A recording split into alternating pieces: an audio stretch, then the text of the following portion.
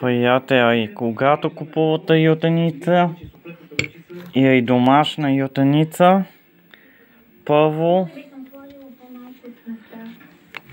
я разбивате по този начин, за да добие всичките си качества и става по-свежа и по-истинска.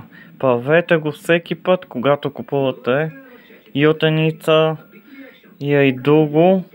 Първо го разбивате до свежест и тогава го предлагате на гостите. И за вас по-вкусно е се че сега е сложено буркана. Направете го! Аз съм Николай Мистерията от град Видин. Винаги мистериозни, готини рецепти и идеи ви давам. Слушайте ме винаги. Уникално е, никой друг няма да ви представи тия деликатеси по този начин.